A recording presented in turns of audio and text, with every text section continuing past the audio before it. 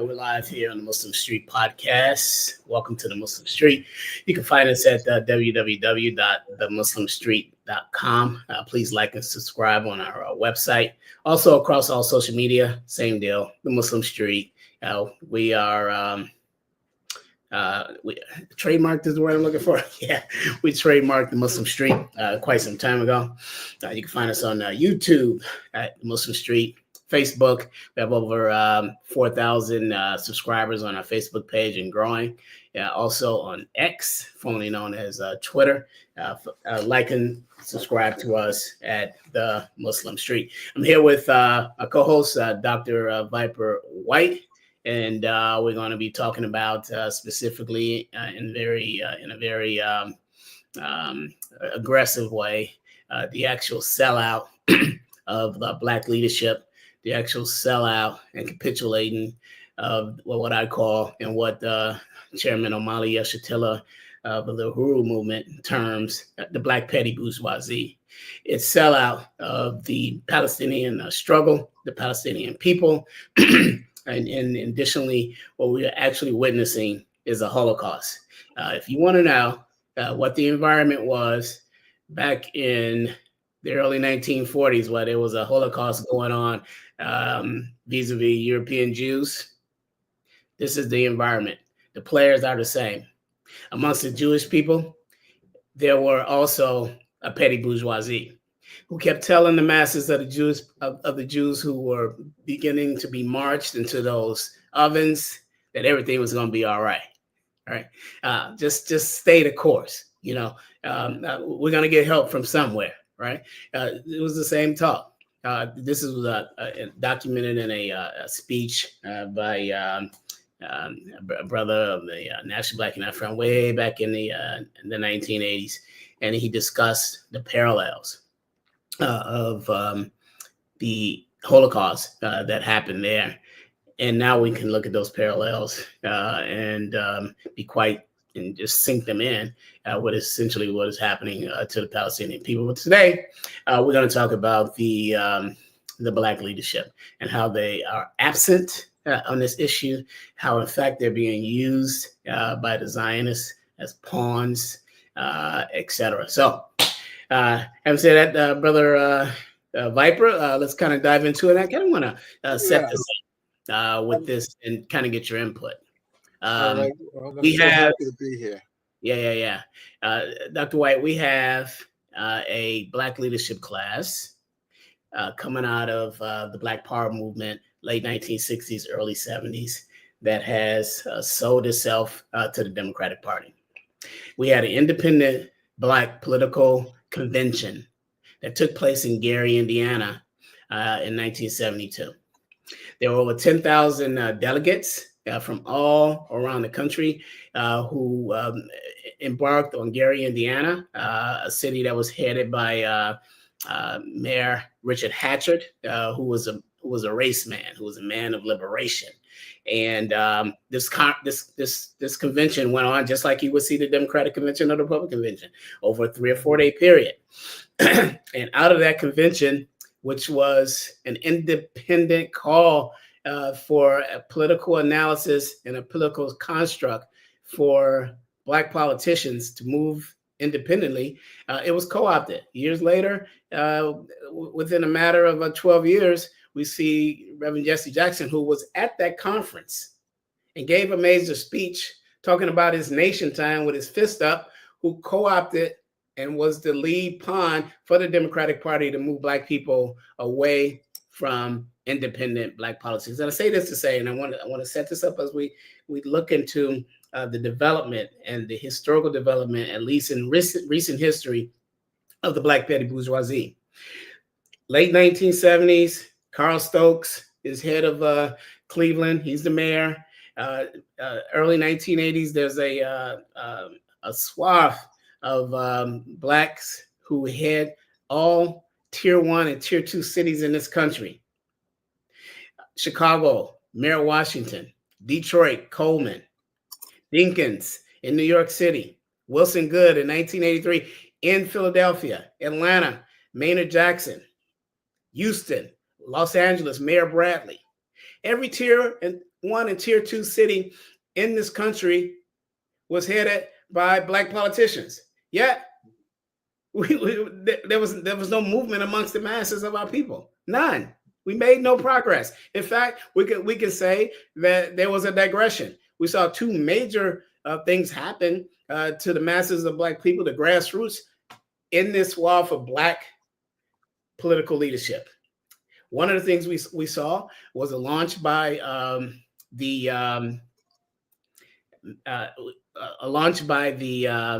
Planned Parenthood, funded by the United States government in 1980 to the present. And we look at the number of aborted black babies. Some put that number at 40 million. And you want to talk about democratic power politics, relying on number of voters, and then at the same time you're passing policy that will allow over 80 to 85% of all abortion clinics to be set up in the black community. This is genocide, right? Mm-hmm. Secondly, 1987, under the last part of Mr. Tough on Crime, Ronald Reagan's second administration, Joe Biden, a senator, launched and architect the first of what was the second in 1994. And Clinton, his crime bills, which was directly aimed at putting as many black people in jail and incarcerated as possible, right? So all this happened under this black political leadership class. And the fact about it, if you go to that vote in 1994, you're going to find some surprising names who supported that crime bill. Kwasi Mfume out of Baltimore. Yes. Cynthia McKinney out of Atlanta. On and on and on, you know. So, and I will give, in all due respect, I will give Revan Jackson credit. He warned the Clinton administration and Congress against signing this bill that led to mass incarceration. So, again, this is a setup of the black misleadership class, the black petty bourgeoisie, who do the bidding of the white power construct. And now we see on this Palestinian issue where Hakeem Jeffries, House Minority Leader, Jasmine Crockett, Miss Loudmouth down in Houston, feeding red meat to the black base that she's, like this sister girl kind of thing, and they buying that stuff when she's on the payroll of the Zionists, taking money in honorariums to do what? Support Israel, which she said she would do 100% every day if she could. So that's the basis of it. And we can get to some other stuff that I'd like to talk about, even how black Muslims have sold out the Palestinian cause. We're going to, and don't be afraid to call these names out, but this is a call to action from the black community to the black petty bourgeoisie on the Holocaust that's going on in Palestine. Dr. White. Well, I mean, you're absolutely right. Thank you for allowing me to be on the show. I'm your director of global engagement, and this is going to be very, very interesting. But you started off with 1972 with Gary, Indiana, which was a magnificent event there, hosted by Richard Hatchard, that brought in people like Amari Baraka, Jesse, Louis Farrakhan, and a host of others. And while that movement was taking place, we forget that also in 1972, you had the passing of the Equal Opportunity Act, EEO Act, all right?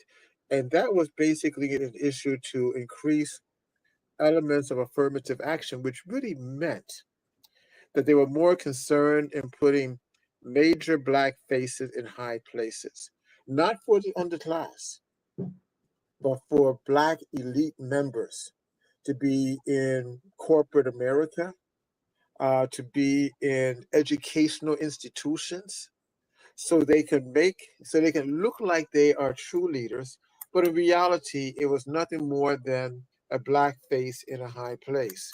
So this has always been the plan. And then we would also see, as you suggested and you stated so eloquently, that they would utilize the Democratic Party as their vehicle to garner a narrative to suppress the African American community.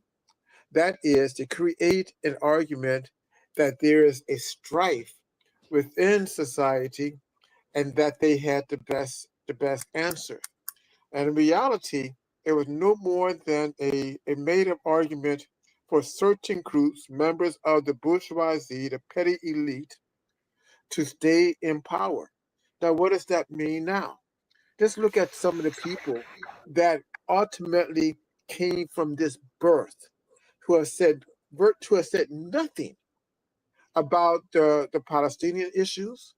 They have said nothing about the issues that has taken place in Yemen. They have said nothing that has of the things that has taken place in East Africa. Nothing at all. Who are some of these people that I look at who have sold the African American community out?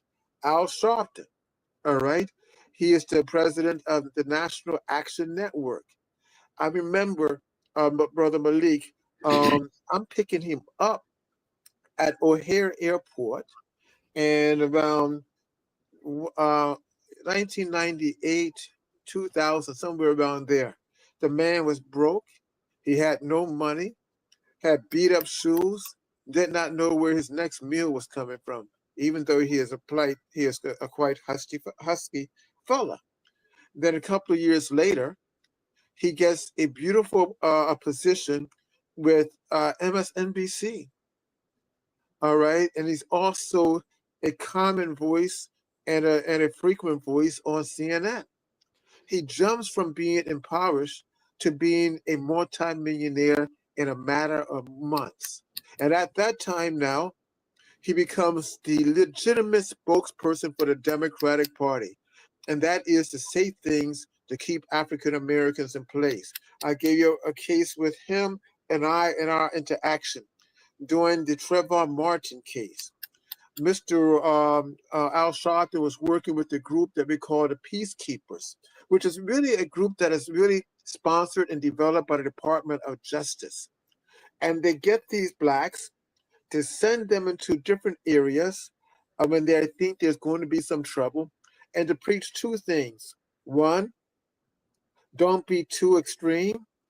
Two, preach the attitude that when black people get together, there's violence, because they keep on saying it's going to be peaceful and peaceful. And thirdly, to challenge the power stroker, the power elite. Look like you're doing something. My argument with him, I called for a boycott in Sanford. In fact, my son and I, we put out leaflets out. It was all over the news, all over the country. They didn't know who did it, but it was I who did it. And I said to Al Sharpton, we had an argument at the Rosen Hotel in Orlando. And I said, listen, the way to go, Al, is a boycott. You have to hit the racists and the institution hard economically. You know what he said? He said, we can't do that because black people will starve. Black people are not starving in Florida. No. At all. All right? So you have that. Now, at the same time, while that is taking place, you have a new guy that's beginning to filter, beginning to develop. All right? And he too will become a mouthpiece of that reactionary democratic machine. And who is that? Ben Crump. Yeah. Right? He gets hello? Yeah, we can hear you okay. All right. He becomes a spokesperson. He becomes the advocate, and they begin to treat him as a civil rights leader, almost equivalent to a Louis Farrakhan. Remember, Netflix, they had a program featured a documentary on Ben Crump, and at the same time canceled the documentary on Louis Farrakhan. Then you have another person that comes up out of Tampa, named Derek Johnson, right? Now, Derek Johnson, he is the head of the NAACP, all right? Soft guy, all right? He is bi in his lifestyle, bisexual, and he only speaks on the interest of the NAACP. I mean, on the interest of the Democratic Party. He has taken the NAACP from being a neutral organization that will deal with issues across the board to just becoming a tool for the Democratic Party. Who else is there? You have Mark Morrell, who is of the National Urban League leader. Again, doing the same thing. And the one that hurts me the most is the African Methodist Episcopal Church, the church that I grew up in before becoming a Muslim. And that church completely has sold out. So the point what I'm saying is that the leadership of the Black community, one, is not a leadership at all. Secondly, they're only concerned about their own interest, and that's a small interest, be the Black face in a high place. And they have sold the Black community out. But I cannot just focus on them either. There are also some Palestinians, all right, and some Arabs who has also sold their own community out, all right, not saying anything that is worthwhile.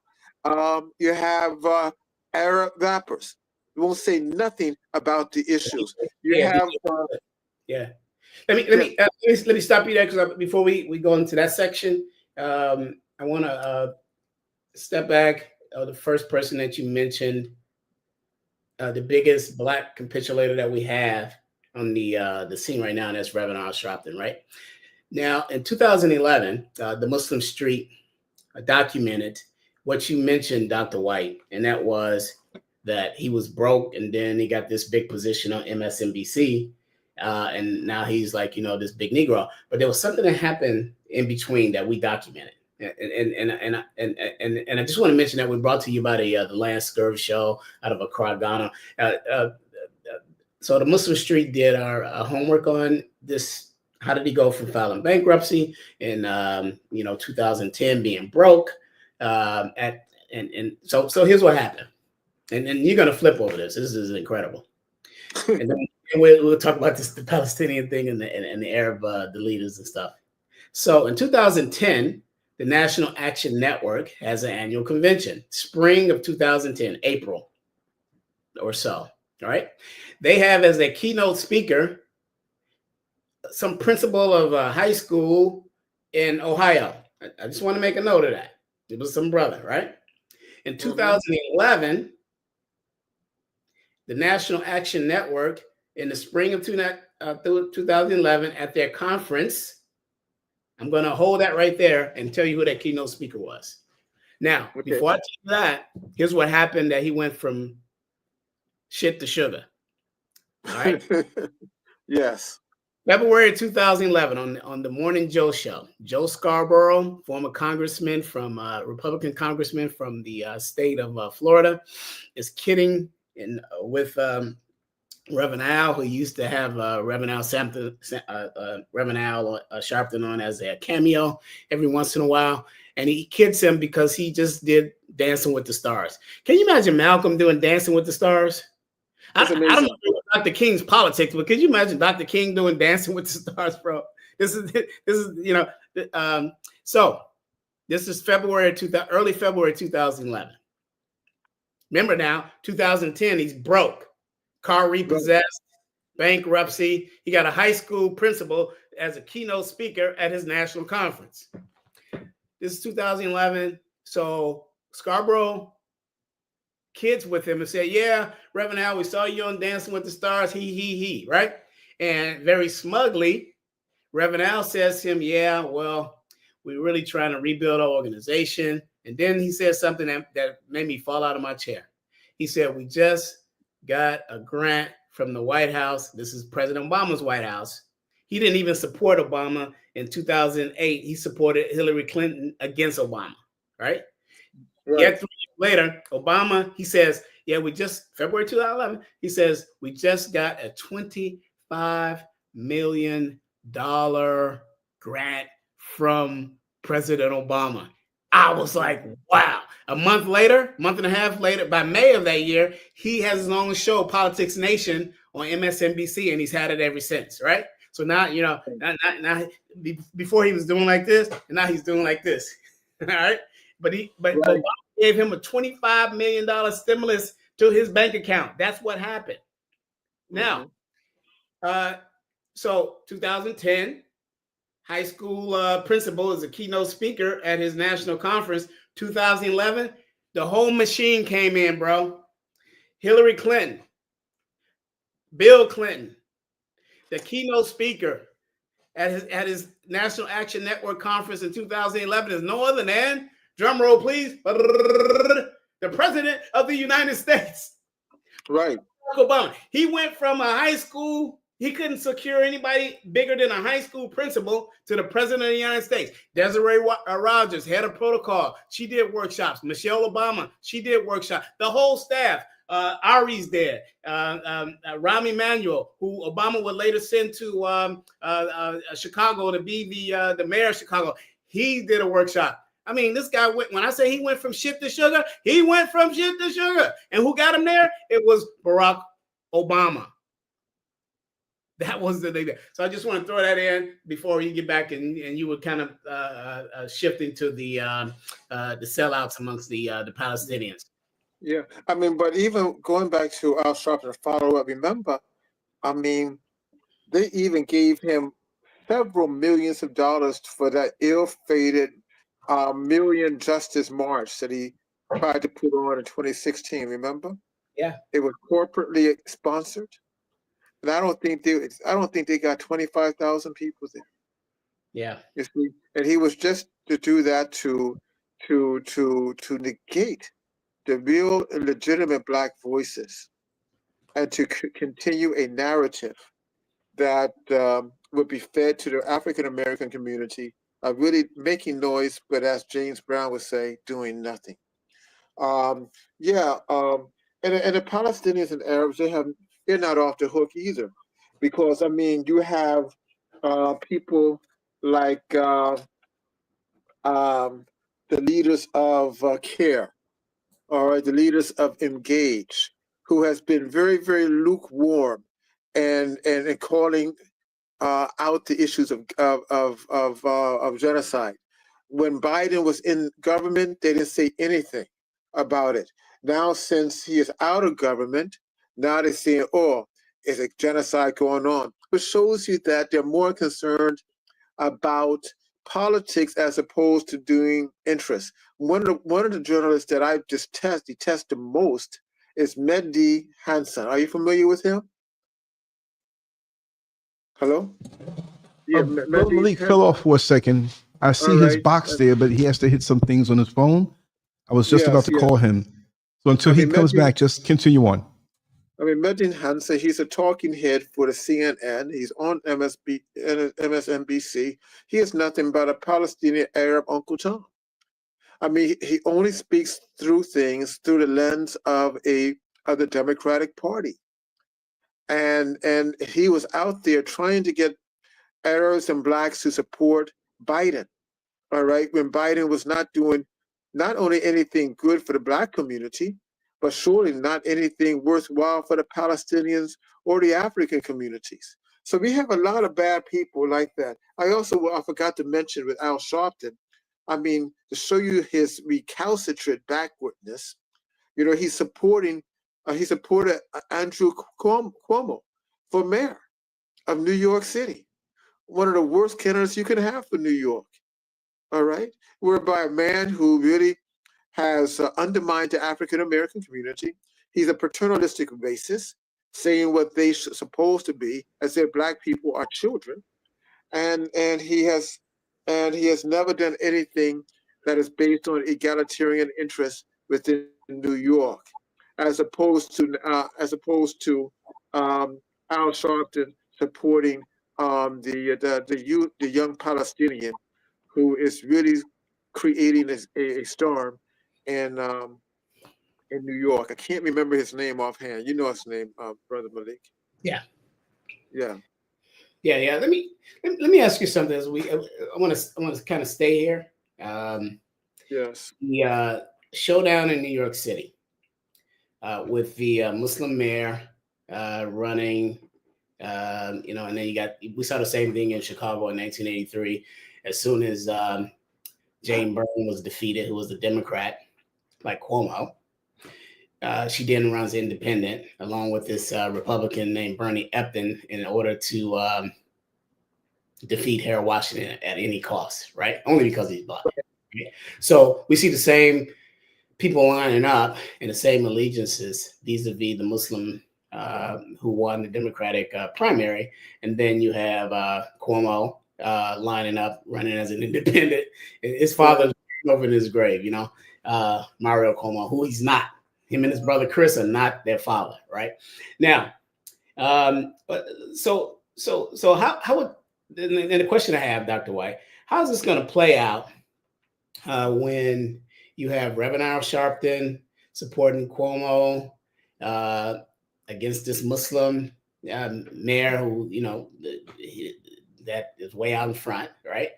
How's this going to play out vis-a-vis Black Arab relationships? Well, I think it's going to create some tension in New York with that. For example, even though Madani is speaking some very interesting things that's very, very progressive. In fact, he sounds like former mayor, what's the name of the airport? LaGuardia, who was very, very progressive in the 1930s and 1940s. He sounds like him with his policies. He was a socialist in the Democratic Party. That's LaGuardia. However, the issue now with Madani is that many African Americans don't trust him because of his use of saying that he was African American, but he knew he wasn't, to try to apply for grant scholarships and so forth in colleges and universities. And we have seen this trend taking place throughout the United States among Arabs, among Palestinians, utilizing the black card when it's necessary for their own benefit. We see that taking place. That's going to be issue. That's going to be a big issue. Adams, he is a New Yorker, black, and he has played the card. Now remember, at one time he was a Democrat and he was a reactionary until the immigration issue started getting to him, and he flipped his perspectives. It became almost a darling to the conservative wing of the Republican Party. And he has an issue there. And then you have Cuomo. Cuomo is a paternalistic racist. And that means is that he just presents a perspective that, listen, black people, you follow me, I tell you what to do, and if you play ball, I give you some crumbs. And a lot of black people fall for that. So the point here, unlike any other election of recent memory, the black vote is going to determine who is the next mayor of New York City. All right. Of course, the Jewish community, they don't have the numbers, even though the Jewish community in New York has the largest Jewish population of any other city in the country, except for Miami has a big Jewish population too. But they don't have the numbers really to influence the election. They have the money, but they don't have the numbers to influence the election. So again, that's going to come to African Americans. And the one who is best able to handle issues of immigration, who is best able to handle issues of employment and affordable housing, the ones who is best able to handle issues of small business development, and that's going to spark, and the one who is best able to keep blacks in their enclaves for productivity. What I mean by that, Malik, I don't know if, or Lance is from Harlem or the Bronx.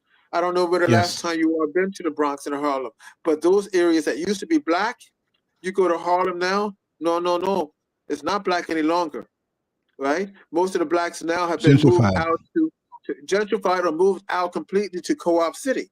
And that's been going on for about 30 years, but now it is completely done. So therefore, Harlem would never possibly ever again have a black congressman.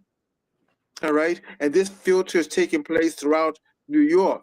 So it's going to determine how blacks are going to hold on to their spot as a powerful minority in that group, and if they're going to be splintered between the three candidates, I think the black vote, whoever wins the black vote, wins New York. All right, good analysis. I want to kind of pivot, shift a little bit to back to the Palestinian Holocaust that's happening right now. About 6 months ago, I'm having a conversation with Deroe Ben Wahad, a former Panther 21 who spent 18 years on fake charges in prison in the 1970s and the 1980s. And Deroe, I asked him a question, Dr. White. I said, it seems as though, and this was the context to it, it seems as though the Biden, I want you to listen to me, the Biden-Trump administrations, Biden/Trump, you know, like both of them are like on the same team because they are on the same team, right? That they have thwarted the anti-war movement in this country, right? And they have criminalized protests. Both of the administrations did this, right? Biden started it, Trump finished it. So that, and I asked him this question, and that was the backdrop to it. And the question I asked him, I said, "Where is the left?" And his answer is, "What left are you talking about, Malik? There's no left in this country, right?" And this is, and which further begs the question, Dr. White, if there's no left present in this country, and there is not, and anybody who's talking about anybody who's part of the Democratic Party is the left, or even populists like Bernie Sanders are left, they're not leftists, all right? No. Bernie Sanders is a multimillionaire. He had a job in his life. So if there's no left, there's no political left in this in this country, all right? Then where is the militant voice in the Black community? And if it's not there, then what happened to it, Dr. White? And then do you see any seedlings besides Omali Yeshitela, and we talk about him all the time, any seedlings of a rise of a Black militant voice in this country? No, not right now. I mean, Omali, Brother Chairman Omali, and a couple of others are the last holdovers of that militant movement for progressive change that highlights the contradictions and the hypocrisy of the establishment in reference to the war machine. These other voices have been co-opted. I mean, look at Jeffries, look at Crockett. All of them, as you stated earlier, they're aligned with the military complex, industrial military complex. They get money from the Israeli lobbies and organizations, and they vote in favor of war. Remember Crockett and Hakeem's. They voted in favor of giving more weapons to Ukraine. They voted in favor of giving more weapons to Israel. They voted in favor that Israel should attack Iran. They voted in favor of trying to isolate China and try to create a disturbance with Taiwan. They're looking for a war, you see? And so there aren't any voices, really, because these people, Crockett and Maxwell Frost and the rest of them, and AOC, she's a disgrace, all right, out of New York. She has sold out to the political elite because she wants to be a major, a long-standing professional politician. And you know AOC, she lied about everything. She said that she lived in the Bronx, but that's a lie. She's out there on Long Island. She said that she worked as a waitress to get through school. That's a lie. Her family was well-to-do, upper-level, middle-class people, went to school in Westchester. And if you know Lance knows Westchester, that's a community for the affluent. Exactly. You see? All right? So she lied about everything. And the whole element is that we don't have a voice right now. And the few voices that we do have, they've been attacked. They've trumped up charges of them are put them in jail. They're losing money economically. They can't keep a job. So the voices that can make a difference have been sidelined. This is an interesting period that we're in, and both you and I, as letter historians, this is the first time in over 100 years that we have not had a militant voice in this country. The Garvey movement in the 1920s. He came from the West Indies because of apathy and landed in New York City and said he would build a movement, and he did. The largest movement in the history of Black people, a militant movement. We go from Garvey, arguably, to the Fifth Pan-African Congress with Du Bois and Padmore in 1945, setting up the basis for African liberation. And the throwing off of European colonialism a decade and a half later, 1960 being the year of Africa. 2/3 of all African countries got their independence in that year. Then we go to the movement of the Nation of Islam and Malcolm X. Upon Malcolm's assassination, the Revolutionary Action movement.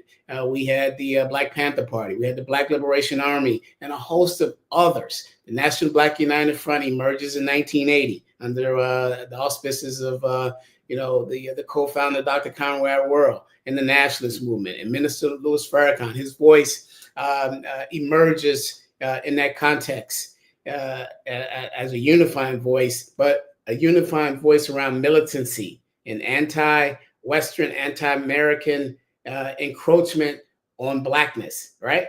Here we are in 2025 for the first time in what I just talked about over 100 years. And that's an overview. I'd be more than happy to give anybody who want to listen to me talk for 2 hours on this subject, just call me on the phone, right? There's no movement. I mean, and if there was a movement, there would be some issues that they would handle and deal with. For example, if we had a voice, there would be some discussion about what's taking place in BRICS. All right, BRICS is changing the whole fabric of global politics, and there's a new power structure that's coming up. All right, that's challenging America. But none of these so-called Black leaders know a damn thing about it. How about a couple of weeks ago, another group developed called the Hague Group that developed in Bogota. And they're challenging the Israeli government. They're calling for boycotting. They're talking about sanctioning. They're not allowing Israeli and American ships to dock in their ports if they continue to support the genocide. But the Black leaders don't say a damn thing about it because, again, they've been conditioned. And the only thing they will say is some superficial stuff that really means nothing. All right? They say, oh, well, Trump said this about a tariff. The tariffs don't mean nothing because no one outside the United States is paying much attention to it. They're telling America and Trump to go to hell with the tariff. We can trade with other people. But that's what the Black community is talking about, the leadership. All right? Or they're talking about Jeffrey Epstein. Yeah. All right. Important, but it doesn't change the trajectory of the Black condition. Instead of dealing with real issues. Yeah. Dr. White. Yeah, go ahead. Or they're talking about some UFO something. They're not talking about anything. And the sad thing about it, the group that I've been hoping for, you know what I'm going to say, the group that I've been hoping for that would bring forth a new voice, all right, to take care of this gap of not having a strong voice, I would think would be the Nation of Islam. Mm-hmm. But no one has emerged from my perspective that has been able to galvanize people outside the Nation of Islam. Mm-hmm. All right, and to organize. Remember, Minister Farrakhan, in many respects, when we were aligned with him and that type of thing, he is really bigger outside the Nation of Islam. Yeah. When he drew, 50,000 people and 75,000 people at the Atlanta Dome Stadium. I mean, he drew 50,000 at Madison Square Garden. The majority of them were not Muslims; they were Black Americans, Christians. I mean, he brought forth 1.5 million on 3 different occasions in Washington. The majority were not Muslims.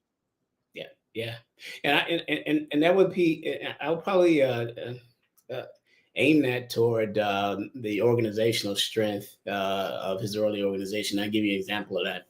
In 1983, the summer of 1983, on a Saturday, I wrote a paper on this, that out of his headquarters on the south side of Chicago, he had a meeting.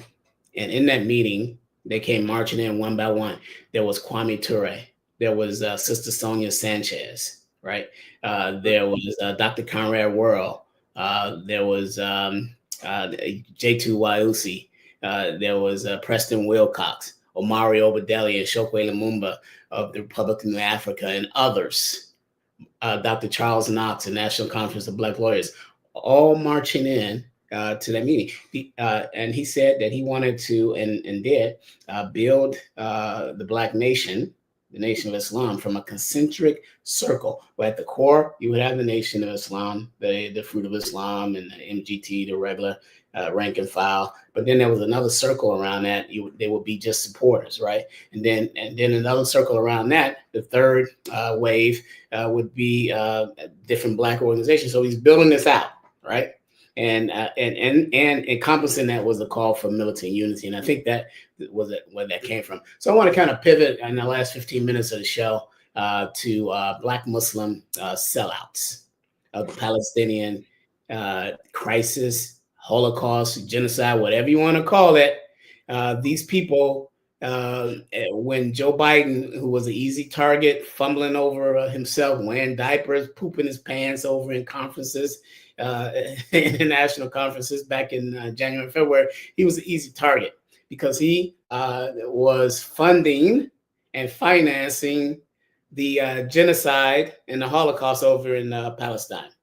So the Black Muslim crowd, particularly their leadership crowd, began to, and when I say Black Muslim, I'm not talking about the Nation of Islam. I am talking about Sunni Muslims who have a direct relationship in those masjids with Palestinians and others, right? Yeah. They began to very vocally, support the Palestinians, screw Biden and all this stuff. And as soon as Kamala Harris showed up with darker skin late that summer, and we all know how that played out, they shifted. And they shifted and then tried to cap on the militant Black movement that we're part of and say, how can you not be against Donald Trump? Let me tell you something. I was trying to tell them and say, Donald Trump and Joe Biden and Kamala Harris and J.D. Vance are all on the same team. And that team is called white supremacy. It's called white power. Mm-hmm. But their sellout and total disregard for the Holocaust of Muslims, the Holocaust of the Palestinians. When Malcolm joined the Palestinians, Kwame Ture joined the Palestinians, Chokwe Lumumba joined the Palestinians, Nelson Mandela joined the Palestinian movement, and I can go on, Milka, I can go on and on and on and on and on. Yeah. Right? Yeah, absolutely. My problem with the Arab and the Palestinian community is that they're sellouts and they're a disgrace. The first line that I saw, go ahead, I'm sorry. Yeah. So I want to not focus on the Palestinian sellouts of their own movement here, because and I want to focus on the Palestinian struggle, because that's what Malcolm is struggling. They struggle on these players, because we have the Palestinian correspondent to the Muslim Street, Imad Turk, who has been on our show a couple times, and has a militant voice, and his politics are on point, and the people, other Palestinians in the Palestinian diaspora that he and others are organizing with, particularly over the Yafa coin, which is their own cryptocurrency, and others, they are on point, right? So what I want to focus on is the issue of Palestinian liberation and how Black Sunni Muslims have sold that out. Yeah, I remember a couple of years ago, and I was definitely on the side of the Palestinians and still on their side. And I addressed a community of our Islam leaders. When I say our Islam leaders for your audience, I'm talking about the leadership that came out of the school of Warmantine Muhammad that has filtered into the larger Sunni community. And when I addressed them, and this was in Orlando, Florida, I addressed over 100 of them. Man, when I told them that they should be supporting the Palestinians, and they should not put their money on Biden, who was anti-Palestinian and Israeli, they literally almost cursed me out. They said, "No, we don't care nothing about them." They didn't say that, but their actions, and some of them even said that, "Oh, well, they don't support us. We're not going to support them." That means their geopolitical view is so narrow, yes, and so backward that it's a shame. Because we have a natural enemy, and we have natural allies. How can you? I mean, I spoke about Arafat. Do you know, Brother Malik, they didn't even know who Arafat was. Yeah. They didn't know nothing about the OPLO. They knew nothing about the struggle, about that, and they cared less because they have co-opted, which makes the African American Sunni community suspect as being real spokespersons for us, and they surely do not carry the legacy of Malcolm X. Yeah. They don't carry the legacy of Elijah Muhammad. They don't carry the legacy of any of the great freedom fighters that we have. Because they are complete sellouts. Yeah. Imam Jamil El-Amin, Mumaya, Abu Jamal, Assad al-Shakur, all Muslims who are revolutionaries. They have no idea of that context. How did that happen, first of all? How did that happen? And for the listening audience, can kind of give us an education. How did we get here as Black Muslims? When you said in 1960, in the early 1970s, that you were Muslim, Black Muslim, it was synonymous with militant struggle. How did we get here? I put a lot of the weight on former leader Imam Warmantine Muhammad. When he began to promote at Mosque Miriam, or Temple Number 2, as it was called, when he took leadership, that the struggle was over, essentially, and that we will align with the total interests of the American community, and that we will step away from cultural identity, ethnic identity, and the fight to liberate all people who align with us. But he pulled away from that. It gave that organization an excuse to be passive, to be aligned with American interests that they always wanted to be part of, and it allowed them to be complete sellouts. And look at it now. Remember, he inherited a movement, right? Yeah. That was almost 1 million people or more. Yeah. Now you can't find their membership. And an economic infrastructure, somewhere around $80 million in 1975 money. Somebody do the math on the equivalent, Lance, of how much is that money today? That's what it was squandered in a period of 3 to 5 years.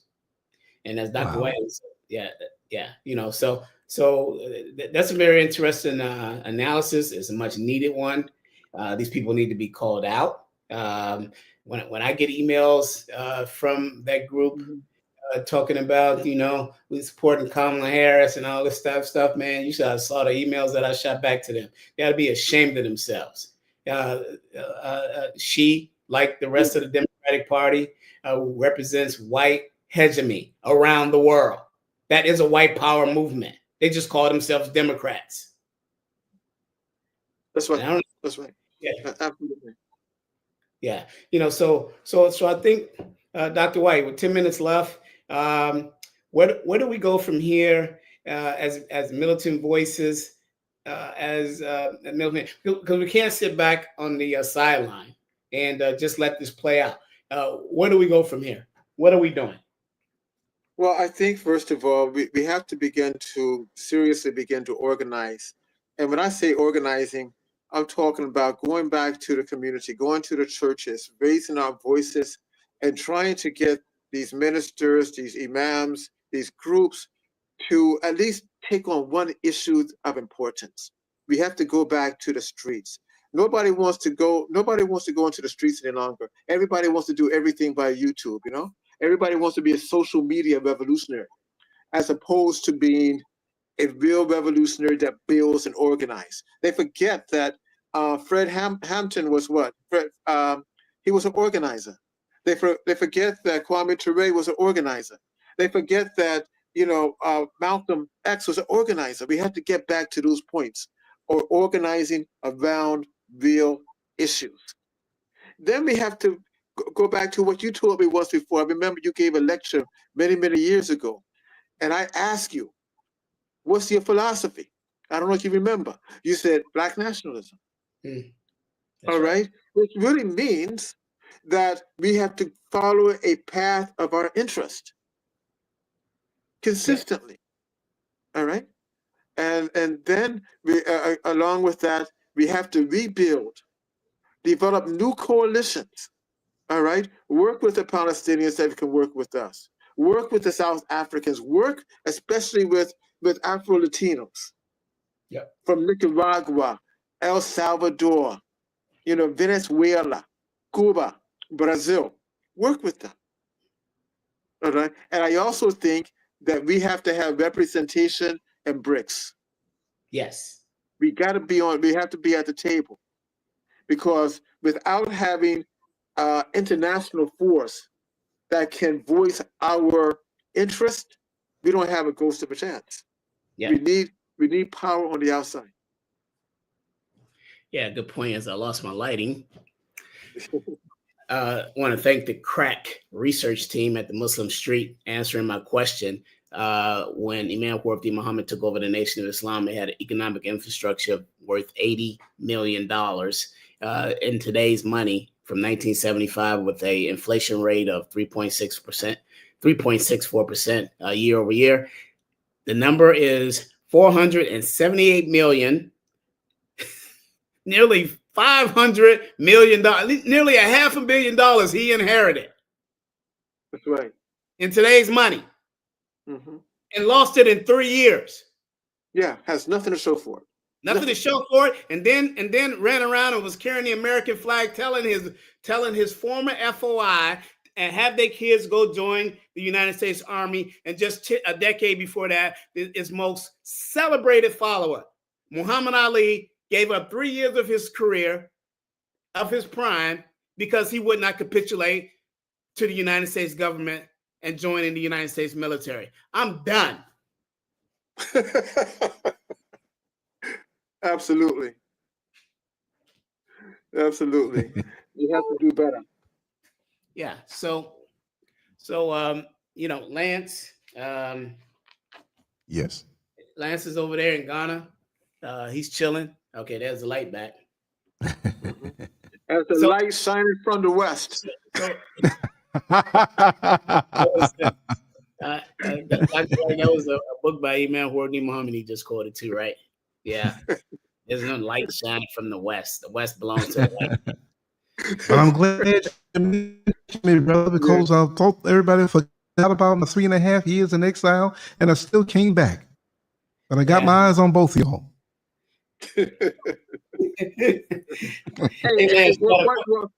One last thing, and I don't know where you want to put this fella in the mix.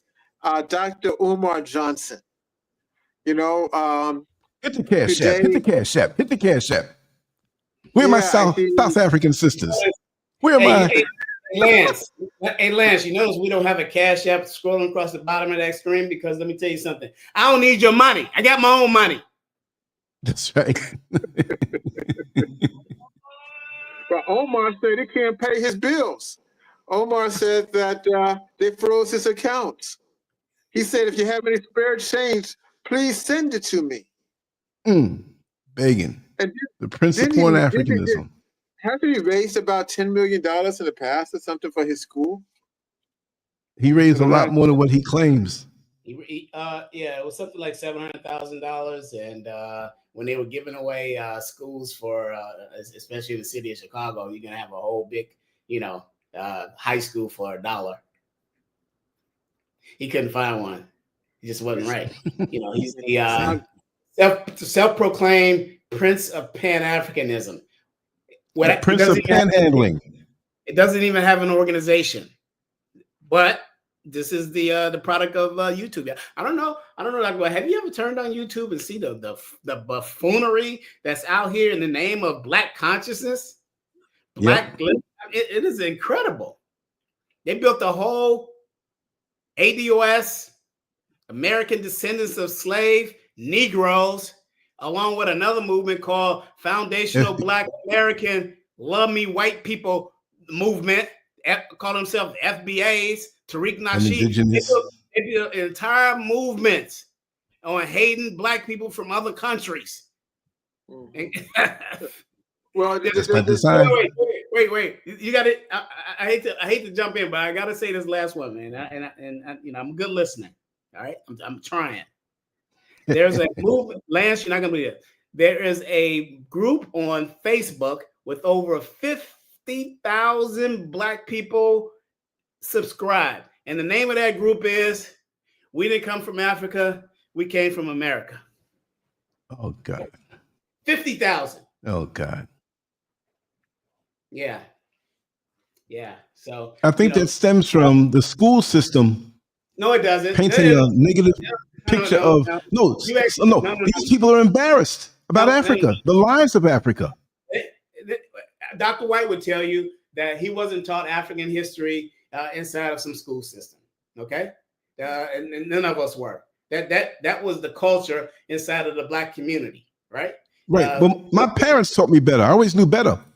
All right. So the point I was making, and I lost my point, Lance, when you interrupted me. What was I talking about? We was talking about these 50,000. So I got into a little tit for tat with one of them on social media, and I said, so let's go with your premise, which you haven't cited any research whatsoever. One of them told me, he said, "Oh, I know that we didn't come over here from Africa because where are the pictures of the boat? Where's the film of the boat?" I said, "Bro, there was no cameras back in the 16th century. What are you talking about? Pictures of boats." So he wanted the film. He said, "Where's the video?" So I they don't cite any research on any of this stuff, and then at the same time they disregard the scholarship of our warrior scholars, people like Dr. John Henry Clark, people like Sheikh Anta Diop, people like Dr. Yosef Ben-Yanakadan, Dr. Oba Tashaka, Dr. Anderson Thompson, Dr. Iva Carruthers, Dr. Jacob Carruthers, Dr. Conrad World, and a whole list. Dr. Sullivan. I can go on and on. Dr. Leonard Jeffries. Just forget about all Dr. Leroy Bennett. Just forget about Dr. Ivan Sertima. Just forget about all that research, all of their life works, right? Just throw it in the garbage because of how they feel. But there's also another dangerous fellow, and I can't remember his name. He's a white guy, and people write me and say he has the spirit of Malcolm X. I think Lance and I talked about him once before. You may remember his name. Yeah. He dresses like Malcolm, use all of Malcolm's gestures, his style, his language, everything. And they throw in this fella into the Black community, and these Negroes are picking it up as if he is a Malcolm X. Really? I think Dr. White got froze on that one point, Lance. And let's kind of close out. Let's see if we can get Dr. White in for this last 60 seconds. Dr. White, now I think we lost him. Maybe his battery or something. Anyway, the screen is frozen. Yeah. Anyway, can we hear you? Yeah. As a closeout, Lance, I want to thank everybody for joining us in this timely discussion on the Muslim street. This is a travesty. It's embarrassing.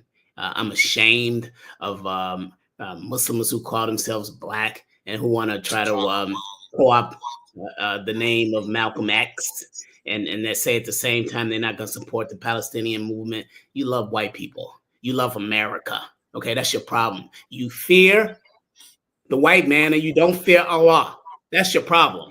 I mean, just be honest with yourself, right? You don't want struggle. You don't want liberation. You want nearness to white people. You want to find yourself in a comfortable space inside the white hierarchy of white supremacy. And you just fine with that. As long as I'm ahead of those Mexicans, you make me sick. Dr. White is back. Yeah, I don't know what happened, but anyway, I just heard the tail end of Brother Malik's, and I agree with him. All right, they fear the white man, but they don't fear Allah. No. And that's going to catch them hellfire. That's it. You know, and I don't feel sorry. I mean, I don't give a damn if you burn all of them. If they don't fear God, they can go all burn in hell. No. As Lance closes us out with some very beautiful music, I want to thank everybody for joining the Muslim Street. I'll see you next week, same time, same station, Sunday, 7:30 p.m. Eastern Daylight Time for a heavy topic. This one's heavy on us. It's heavy as we see the Palestinians being starved to death. This looks exactly like Auschwitz. This looks exactly like Dachau. And nobody would say anything about it other than Trump. He's the same as Biden. No difference. Same. If you keep playing that card, don't wait till I see you. Assalamu alaikum. Wa alaikum salam, sir. Thank you.